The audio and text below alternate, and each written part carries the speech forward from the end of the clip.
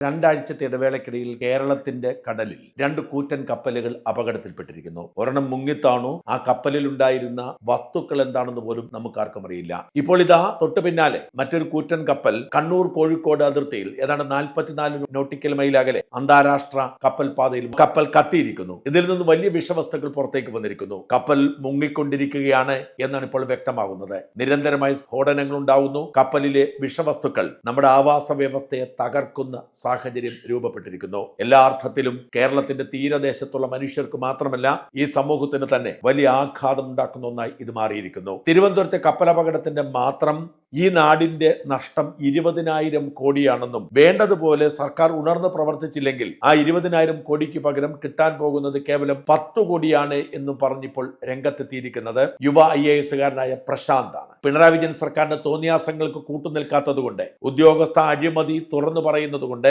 Whistle ബ്ലോവറായ പ്രശാന്തിനെ suspend ചെയ്ത് പുറത്തു നിർത്തിയിരിക്കുകയാണ്. അതും നിയമവിരുദ്ധമായി സോഷ്യൽ മീഡിയയിലൂടെ സത്യം വിളിച്ചു പറയുന്നു എന്നതാണ് കുറ്റം. ഇപ്പോഴിതാ മുൻപത്തേക്കാൾ ഗൗരവമേറിയ കുറ്റാരോപണത്തിന് കാരണമാകുന്ന വിധത്തിൽ സർക്കാരിനെതിരെ രംഗത്ത് വന്നിരിക്കുകയാണ് പ്രശാന്ത്. ഒരു വിധത്തിൽ പറഞ്ഞാൽ പ്രശാന്ത് യുദ്ധപ്രഖ്യാപനം നടത്തിയിരിക്കുന്നു. പ്രശാന്തിന്റെ വാദം ഒരു സിവിൽ സർവീസ് ഉദ്യോഗസ്ഥൻ ഭരണഘടനയോടും ജനങ്ങളോടും കൂറു പുലർത്തണമെന്നാണ്. ഈ നാട് ഭരിക്കുന്ന സർക്കാർ അഴിമതിക്ക് കൂട്ടുനിന്നാൽ ഈ നാട്ടിലെ ഖജനാവ് ചോർന്നുപോയാൽ പ്രതികരിക്കാനും പ്രതിഷേധിക്കാനുമുള്ള അവകാശം സർക്കാർ ഉദ്യോഗസ്ഥർക്കും ഉണ്ട്. അവർക്കും ഭരണഘടനാപരമായ മൗലികാവകാശങ്ങളുണ്ട് എന്ന് പ്രശാന്ത് വിശ്വസിക്കുന്നു. അതുകൊണ്ടാണ് 20,000 കോടി നഷ്ടപരിഹാരം കിട്ടേണ്ട കേരളം അത് 10 കോടിയിൽ ഒതുക്കാൻ വേണ്ടി ഗൂഢാലോചന നടക്കുന്നു. അടിയന്തരമായി കേസെടുത്ത് അന്വേഷിക്കണമെന്ന് ആവശ്യപ്പെട്ട് പ്രശാന്ത് ഡെക്കാൻ ഹെറാൾഡ് എന്ന ഇംഗ്ലീഷ് പത്രത്തിൽ ലേഖനം എഴുതിയത്. പ്രശാന്തിന്റെ ലേഖനം സർക്കാരിനെ അക്ഷരാർത്ഥത്തിൽ വെട്ടിലാക്കിയിട്ടുണ്ട്. അപകടം നടന്ന് 3 ആഴ്ചയായിട്ടും FIR ഇടാൻ വിമുഖത കാട്ടുകയായിരുന്നു സർക്കാർ. MSC എൽസ എന്ന കമ്പനി അദാനിയുടെ പാർട്ണറാണെന്നും കേരളത്തിന് വേണ്ടപ്പെട്ട സ്ഥാപനമാണെന്നും അതുകൊണ്ട്